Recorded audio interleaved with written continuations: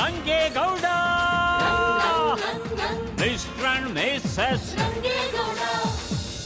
ಆದರೆ ನಾನು ಬದಲಾದ್ರೆ ನಂಗೆ ಹೆಂಗೆ ಅನ್ನಿಸ್ತದೆ ಅಂತ ನಿಂಗೆ ಗೊತ್ತಾ? ಹಿಂಗೆ ಅನ್ನಿಸ್ತದೆ.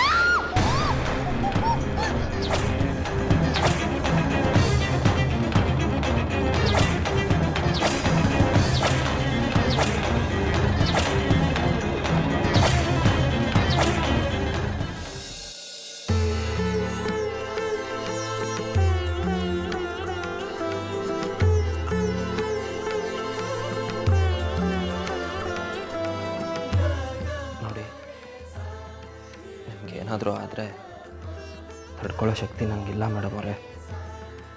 ಈಗ ನೆಮ್ಮದಿಯಾಗಿ ನಿದ್ದೆ ಮಾಡಿ.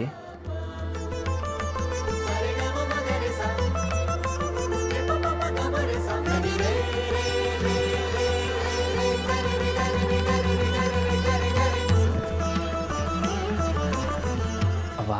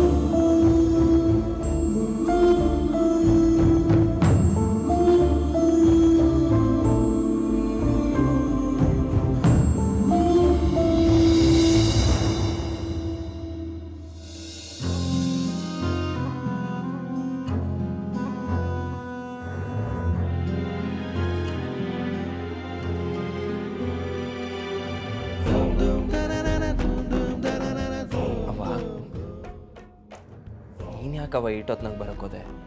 ನಿದ್ದೆ ಬರ್ನಿಲ್ವೇ? ಅಲ್ಲ ಮಗ, ನನ್ನ ಸೊಸೆ ಆಟೋನ್ ಕೈ ಸುಟ್ಟು ಗಾಯ ಮಾಡಿಕೊಂಡು ನರಳ್ತಾ ಇರುವಾಗ ನನಗೆ ಹೆಂಗ್ಲ ಮಗ ನಿದ್ದೆ ಬರ್ತದೆ? ಅದಕ್ಕೆ ಅವಳು ಸಂಕಟ ಪಡೋದನ್ನು ನೋಡೋಕ್ಕಾಗದೆ ಎಣ್ಣೆ ಹಚ್ಚಿದ್ದು ಕಣ್ಲ. ಅದು ಯಾವಾಗ ಒಲೆ ಉರಿಯಾಕಕ್ಕೆ ಹೋದ್ಲು ಅನ್ನೋದೇ ನಂಗೆ ಗೊತ್ತಿಲ್ಲ ಕಣ್ಲ. ನಾನು ಏನಾರ ಹೇಳ್ಬಿಟ್ರೆ ಸಾಕು, ಚಾಚು ತಪ್ಪದೆ ಅದನ್ನ ಮಾಡೋದಕ್ಕೆ ತುದಿಗಾಲಲ್ಲಿ ನಿಂತಿರ್ತಾಳೆ. ಅವಳಿಗೂ ನಿನ್ನಂಗೆ ನನ್ನನ್ನು ಕಂಡ್ರೆ ಸ್ಯಾನ ಪಿರುತಿ. ಅದಕ್ಕೆ ನಾನು ಅದು ಯಾವರ್ತವ ನನ್ನ ಮುದ್ದಿನ ಸೊಸೆಗೆ ಯಾವುದೇ ಥರದ ನೋವು ಕೊಡದೆ ನನ್ನ ಕಣ್ಣು ಮುಂದೆನೇ ನೀವಿಬ್ಬರು 100 ಕಾಲ ಜೋಡಿ ಅಕ್ಕಿಗಳಾಗಿರ್ಬೇಕು ಅಂತ ಬೇಡ್ಕೊಂತ ಇರ್ತೀನಿ. ಗೊತ್ತಾಗದೆ ಹೋಗಿ ಮನೆ ಕಣಪ್ಪ. ಸರಿ ಕಣವ, ನೀನು ಮನೆ ಕಣ. ಆಯ್ತು ಮಗ.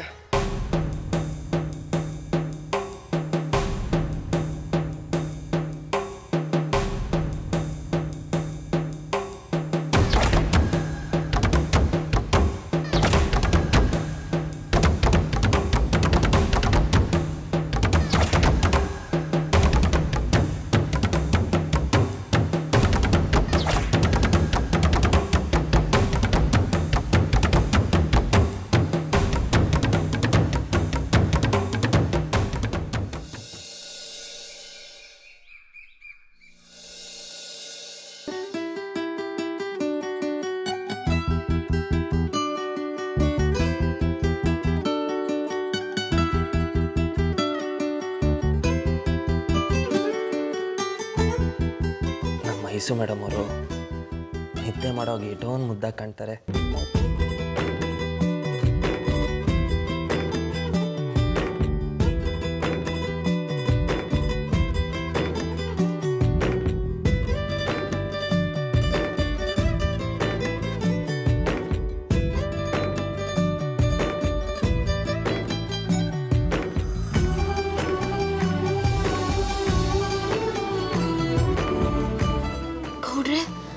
ಬೆಳಕು ಹರಿದಿದೆ.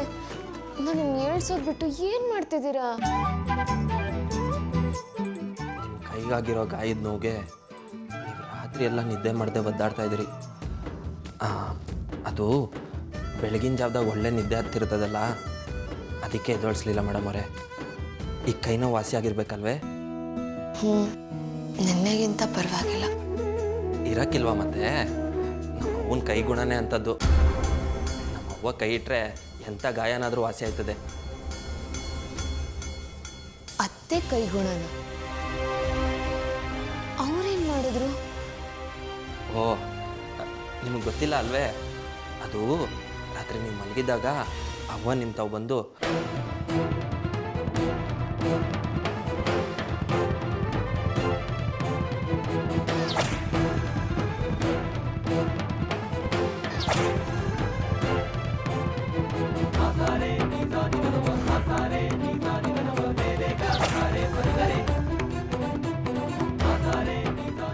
ಆದರೂ ಗಾಯದ ಚರ್ಮ ಕಿತ್ತೋಗೋದಲ್ಲ, ಮತ್ತೆ ನೋವು ಕಾಣಿಸ್ಕೊಂಡ್ರು ಕಾಣಿಸ್ಕೋಬೋದು.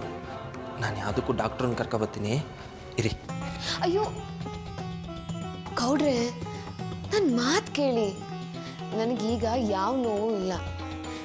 ಸುಮ್ಮನೆ ಡಾಕ್ಟ್ರೆಲ್ಲ ಯಾಕೆ? ಅಯ್ಯೋ, ಈಗ ನೋವು ಗೊತ್ತಾಗಿಲ್ಲ ಮೇಡಮ್ ಅವರೇ, ಆಮೇಲೆ ಹೊಸೊಸಿನೇ ನೋವು ಕಾಣಿಸ್ಕೊತದೆ. ಅವಂಗೇನಾದರೂ ಇದೆಲ್ಲ ಗೊತ್ತಾದರೆ ನನ್ನ ಸೊಸೆಗೆ ಸರಿಯಾಗಿ ನೋಡ್ಕೊಂಡಿಲ್ಲ ಅಂತ ಬೈತಾರೆ. ನೋಡಿ, ನಮ್ಮ ಅವ್ವಂಗೆ ನಿಮ್ಮ ಕಂಡ್ರೆ ಸಾನೇ ಪಿರುತಿ ಅದೇ. ನಾನು ಹಿಂಗೋಗಿ ಹಂಗೆ ಬರ್ತೀನಿ ರೀ.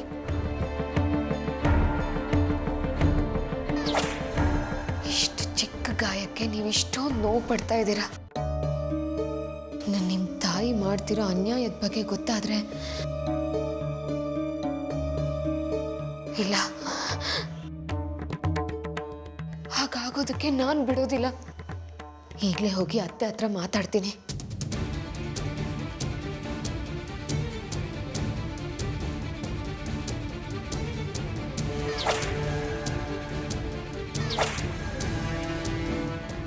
ನಿಮ್ಮ ಮಗನ ನಂಬಿಸೋದಕ್ಕೆ ಹೇಗೆ ಬೇಕಾದರೂ ನಾಟಕ ಮಾಡ್ತೀರಾ ಅಲ್ವಾ ಅತ್ತೆ? ನೀವು ಮಾಡೋ ಕುತಂತ್ರ ಏನು ಅಂತ ಗೊತ್ತಿಲ್ಲದೆ ನೀವು ಮಾಡೋದೇ ಸರಿ ಅಂತ ನಂಬಿರೋ ಮುಗ್ಧ ಅವರು. ಅವನ್ ನೆಂಬ್ಲಿ ಅಂತಾನೆ ನಿನ್ನ ಗಾಯ ವಾಸಿ ಆಗೋಂಗೆ ಎಣ್ಣೆ ಹಚ್ಚಿತ್ತು.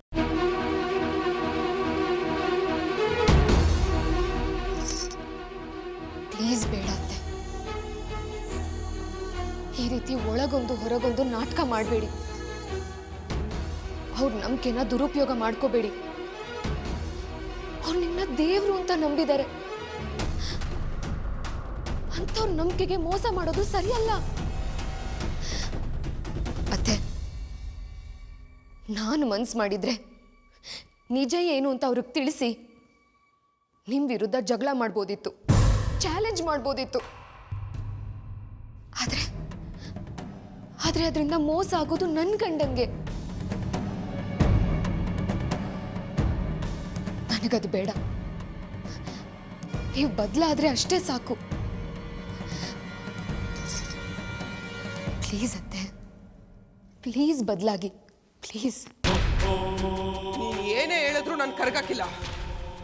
ಸುಮ್ಕೆ ನಂಗೆ ಕೋಪ ಬರ್ಸ್ಬೇಡ. ನಂಗೇನಾರ ಕೋಪ ಬಂದ್ರೆ ನನ್ನ ಮನಸ್ಸಿನೇ ಆಗಿರಕ್ಕಿಲ್ಲ.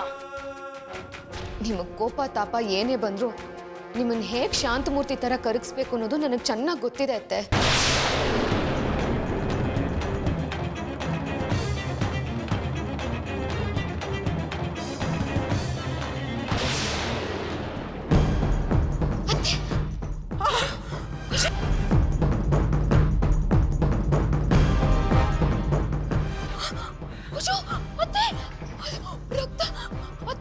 ಯಾಕೆ ಹೀಗೆ ಮಾಡ್ಕೊಂಡ್ರಿ ಅತ್ತೆ? ಅತ್ತೆ, ನನ್ನ ಮೇಲಿನ ಕೋಪಕ್ಕೆ ನೀವ್ ಯಾಕೆ ಹಿಂಸೆ ಪಡ್ತೀರಾ ಅತ್ತೆ? ನಿಮಗ್ ಸ್ವಲ್ಪ ನೋವಾದ್ರೂ ನಿಮ್ಮ ಮಗ ಸಹಿಸ್ಕೊಳ್ಳೋದಿಲ್ಲ.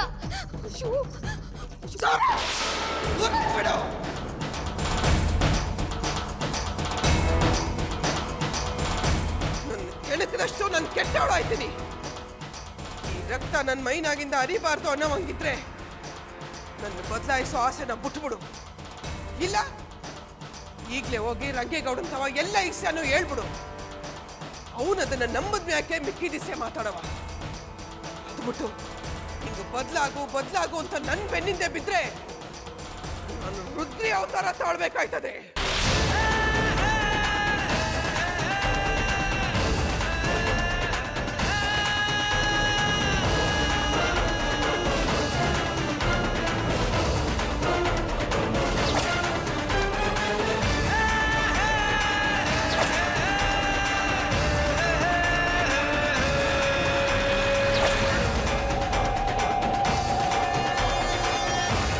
ಬನ್ನಿ. ಬಂದ್ರ ಸದ್ಯ ಕರೆಕ್ಟ್ ಟೈಮ್ಗೆ ಡಾಕ್ಟ್ರನ್ನ ಕರ್ಕೊಂಬಂದಿದ್ದೀರಾ. ಗೌಡ್ರೆ, ಅತ್ತೆ ಕೈಗೆ ಪೆಟ್ಟಾಗಿ ತುಂಬ ರಕ್ತ ಬರ್ತಿದೆ. ಏನು ಏನು ಹೇಳ್ತಿದ್ದೀರಾ ನೀವು? ಅವಂಗೆ ಏನಾಯ್ತು ಮೇಡಮ್ ಅವರೇ? ಅವ್ವ ಅವ್ವ,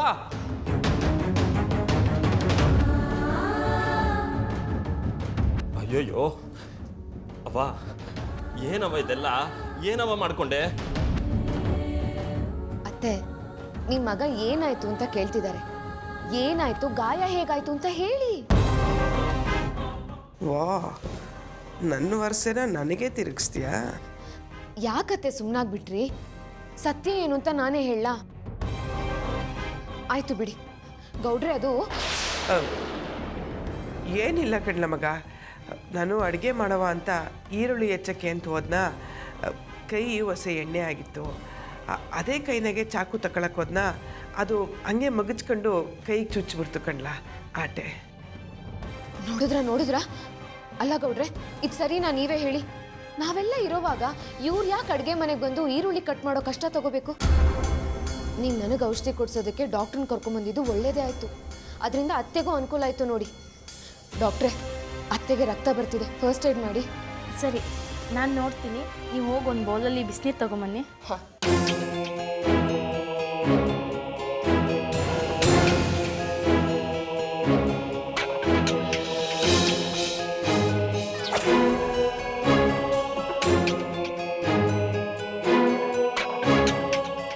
ಡಾಕ್ಟ್ರೆ,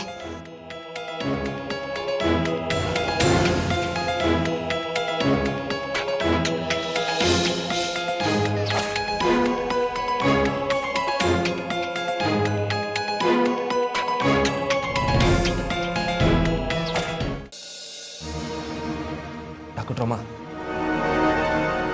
ನಮ್ಮ ಅವ್ವಂಗೆ ಏನು ಗಾಬರಿ ಪಡಬೇಡಿ ಗೌಡ್ರೆ. ನೋವು ಹೋಗೋ ಇಂಜೆಕ್ಷನ್ ಕೊಟ್ಟಿದ್ದೀನಿ. ಸಂಜೆ ಅಷ್ಟರಲ್ಲಿ ನೋವು ಕಡಿಮೆ ಆಗುತ್ತೆ. ನಾನಿನ್ನು ಬರ್ತೀನಿ.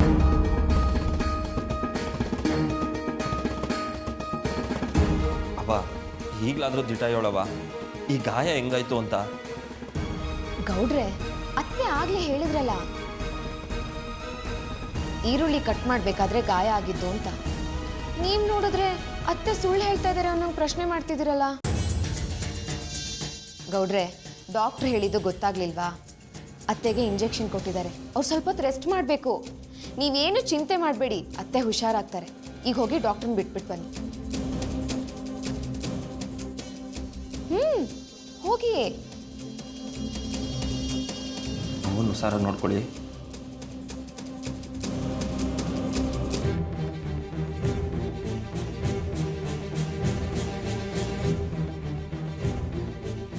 ನೀವು ನಿಜ ಹೇಳಿ ನನ್ನ ಮೇಲೆ ಕಂಪ್ಲೇಂಟ್ ಮಾಡ್ತೀರಾ ಅಂತ ಅನ್ಕೊಂಡಿದ್ದೆ.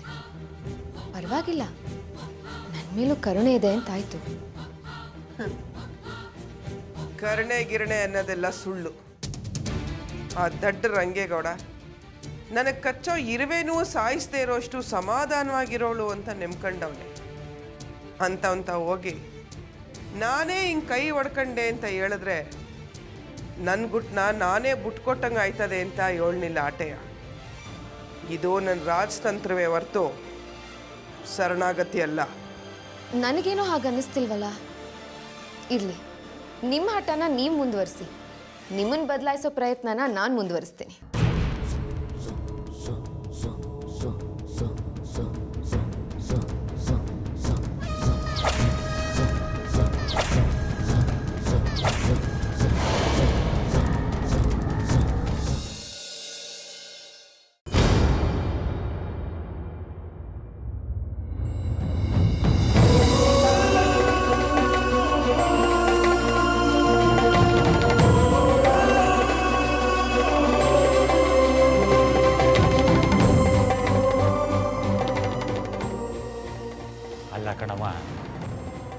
ಅವಳು ಇಸಾಕಕ್ಕೂ ನಾಗರಾಬು ಅಂತ ಗೊತ್ತಿದ್ದು ಬದಲಾಗು ಅಂತ ಅವಳು ಕಾಲು ಹಿಡ್ಕತಿಯಲ್ಲ, ಅವಳು ಯಾವ ಕಾಲಕ್ಕೂ ಬದಲಾಗಕ್ಕಿಲ್ಲ ಕಣವ. ನೀನು ಆಸೆನ ಬಿಟ್ಬಿಡು. ಇಲ್ಲಿ ನೋಡವ, ಹಿಂಗೆ ಅಂತ ರಂಗೇಗೌಡಂತವ ಈ ವಿಷಯನ ನೇರವಾಗಿ ಹೇಳೇಬೇಕು. ಕೈನಾಗೆ ಆ ಕ್ಯಾಮೆ ಆಗಕ್ಕಿಲ್ಲ ಅಂದರೆ ಅವನಿಗೆ ನಾವು ಹೆಂಗೆ ಹೇಳಬೇಕು ಅಂತ ಗೊತ್ತದೆ, ನಾವು ಹೇಳ್ತೀವಿ. ದುಡುಕ್ಬೇಡಿ ಮಾವ, ನೀವು ಹೇಳಿದ್ದನ್ನ ನಾನು ಯಾವಾಗ ಬೇಕಾದರೂ ಮಾಡ್ಬೋದಿತ್ತು. ಆದರೆ ಗೌಡ್ರು ಅವ್ರ ತಾಯಿ ಮೇಲೆ ಇಟ್ಟಿರೋ ದೃಢವಾದ ನಂಬಿಕೆನ ಬದಲಾಯಿಸೋದು ತುಂಬ ಕಷ್ಟ. ಹಂಗಂತ ಅವನಿಗೆ ನಿಜ ಅರಿವಾಗೋ ಗಂಟ 8 ದಿವಸ ಅಂತ ರಾಕ್ಷಸಿ ತವ ಶಿಕ್ಷೆ ಅನುಭವಿಸ್ತೀಯಲ್ಲ.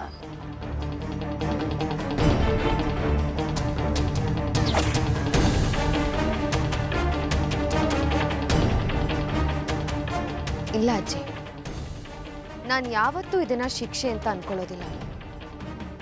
ನೀವು ಹೇಳ್ದಾಗೆ ಅತ್ತೆ ಮನಸ್ಸಲ್ಲಿ ದ್ವೇಷ ಅಸೂಯೆ ಗುಣಗಳು ತುಂಬಿಕೊಂಡು ನಮ್ಗಳ ಕಣ್ಣಿಗೆ ರಾಕ್ಷಸಿ ಥರ ಕಾಣ್ತಿದ್ದಾರೆ. ಆದರೆ ಅವ್ರ ಮಗನ ದೃಷ್ಟಿಲಿ ದೇವರಾಗಿ ಅವ್ರ ಮನಸ್ಸಲ್ಲಿ ಗಟ್ಟಿಯಾಗಿ ಉಳ್ಕೊಂಡ್ಬಿಟ್ಟಿದ್ದಾರೆ. ನಾನೀಗ ದೇವ್ರಿಗೆ ಹಾಲು ಹಣ್ಣಿನ ಅಭಿಷೇಕ ಮಾಡಿ ಇನ್ನಷ್ಟು ರೂಪ ಹೇಗೆ ಕೊಡ್ತೀನಿ ಅಂತ ನೋಡ್ತಾ ಇರಿ.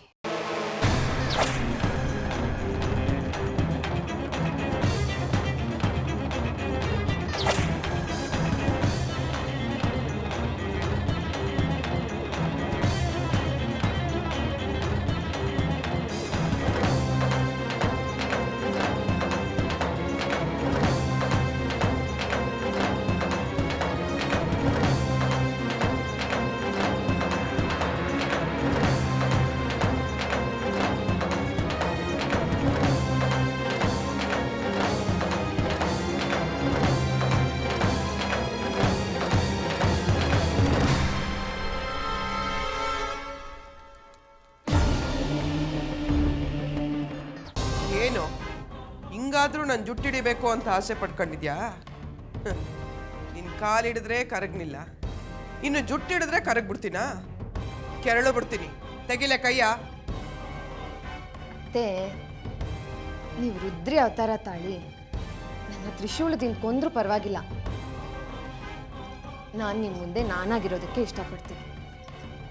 ಅಲ್ಲ, ನೀವು ಕಷ್ಟಪಡ್ತಿರೋದನ್ನ ನೋಡ್ಕೊಂಡು ನಾನು ಹೇಗೆ ಸುಮ್ಮನೆ ಇರಲಿ ಹೇಳಿ? ನೋಡಿ, ನಿಮ್ಮ ಸೊಸೆ ನಿಮ್ಮ ಸಹಾಯ ಮಾಡ್ತಿಲ್ಲ, ಸೇವೆ ಮಾಡ್ತಿದ್ದಾಳೆ ಅಂತ ಅನ್ಕೊಳ್ಳಿ. ನೀವು ನನಗೆ ಇದಕ್ಕೆಲ್ಲ ಸಂಬಳ ಕೊಡೋದು ಬೇಡ. ಕೋಪ ಬಿಟ್ಟು ಮಾತಿಗೆ ಒಪ್ಕೊಂಡ್ರೆ ಸಾಕು.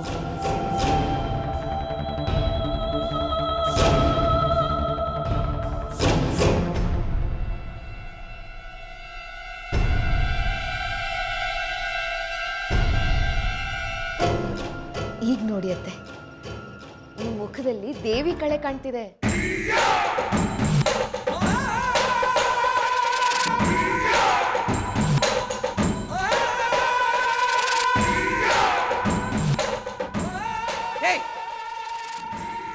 ನಾನು ದ್ಯಾವ್ರಾಗಕ್ಕೆ ಇಷ್ಟಪಡಕ್ಕಿಲ್ಲ, ಕೆಟ್ಟೊಳಗಿರಕ್ಕೆ ಇಷ್ಟಪಡ್ತೀನಿ. ಅದರಿಂದ ನಿನಗೇನು ಕಷ್ಟ ಅದೇ?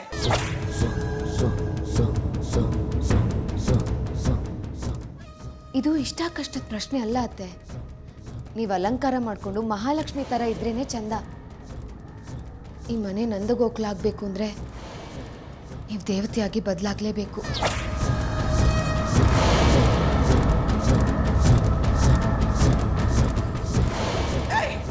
ಯಾಕೆ ಸುಮ್ಕೆ ಆಟ ಆಡಿದ್ಯಾ? ನೀನು ಏನೇ ಹೇಳಿದ್ರು ನಾನು ಬದಲಾಗಕ್ಕಿಲ್ಲ. 8 ವರ್ಷ ಎಂತೆಂಥ ಕಷ್ಟಗಳನ್ನೋ ನೋಡ್ಕೊಂಡು ಬಂದೀವ್ನಿ. ನಾನು ಸತ್ರೆ ಅದ್ಯಾವ್ರು ಇದಾನೋ ಇಲ್ವೋ, ನನಗೆ ಶಿಕ್ಷೆ ಕೊಡ್ತಾನೋ ಇಲ್ವೋ ಅನ್ನೋದೆಲ್ಲ ನಾನು ಯಾಕೆ ಹೋದ್ಮೇಲೆ ನೋಡ್ಕೊಂತೀನಿ. ಆದರೆ ಬದುಕಿದ್ದಾಗಲೇ ದ್ಯಾವ್ರಾಗಕ್ಕೆ ಇಷ್ಟಪಡಕ್ಕಿಲ್ಲ. ಪ್ಲೀಸ್ ಅತ್ತೆ, ಪ್ಲೀಸ್ ಹಾಗೆ ಹೇಳ್ಬೇಡಿ. ನನಗೋಸ್ಕರ ಅಲ್ಲದೆ ಇದ್ರು ನಿಮ್ಮ ಮೇಲೆ ಪ್ರಾಣನೇ ಇಟ್ಕೊಂಡಿರೋ ನಿಮ್ಮ ಮಗ ರಂಗೇಗೌಡ್ರಿಗೋಸ್ಕರನಾದರೂ ನೀವು ಬದಲಾಗಲೇಬೇಕು. ಅವ್ರ ನಂಬಿಕೆಗೆ ಮೋಸ ಮಾಡಬೇಡಿ ಪ್ಲೀಸ್ ಅತ್ತೆ.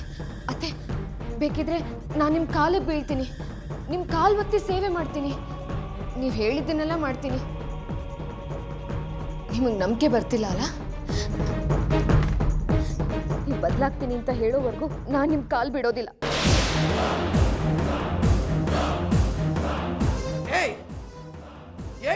ಗೊತ್ತಿರ್ಬೇಕು ನಿನಗೆ, ನಾನು ದ್ಯಾವತೆ ಅಲ್ಲ ರಾಕ್ಷಸಿ ಅಂತ. ಸುಮ್ಕಿದ್ರೆ ನಾನು ಕಾಂಚನ, ಇಲ್ದಿದ್ರೆ ಕಾಳಿಂಗ್ ಸರ್ಪ. ನನ್ನನ್ನು ಕೆಣಕಿ ಹಳೆ ಕಾಂಚನನ್ನಾಗಿ ಮಾಡಬೇಡ. ಏನು ರಂಗೇಗೌಡನ್ಗೆ ನಾನು ಇಂಥೋಳು ಅನ್ನೋದನ್ನ ಹೇಳ್ಬಿಡ್ತೀನಿ ಅಂತ ಎದುರಿಸ್ತೀಯಾ? ಏಯ್ ಬಾಗ್ ಹೇಳ್ಕೊ ಬಾ. ಅವನನ್ನು ಏನು ಮಾಡ್ಕೊಳಕ್ಕಾಗಿಲ್ಲ. ಯಾಕಂದ್ರೆ ಅವನು ಉಸಿರಾಡ್ತಾ ಇರೋದು ನಾನು ಕೊಟ್ಟಿರೋ ಅವ್ವ ಅನ್ನೋ ಭಿಕ್ಷೆಯಿಂದ. ಅದನ್ನ ಕಳ್ಕೊಳಕ್ಕೆ ಅವನು ಯಾವತ್ತೂ ಆಸೆ ಪಡಕ್ಕಿಲ್ಲ. ಹಂಗೂ ಏನಾರ ಎಂಡ್ರ ಮಾತು ಕೇಳ್ಕೊಂಡು ನನ್ನ ವಿರುದ್ಧ ತಿರುಗಿ ಬಿದ್ರು ಏನು ಮಹಾ ಮಾಡ್ಬಿಟ್ಟಾನೋ, ಸಾಯಿಸ್ಬಿಡ್ತಾನೆ.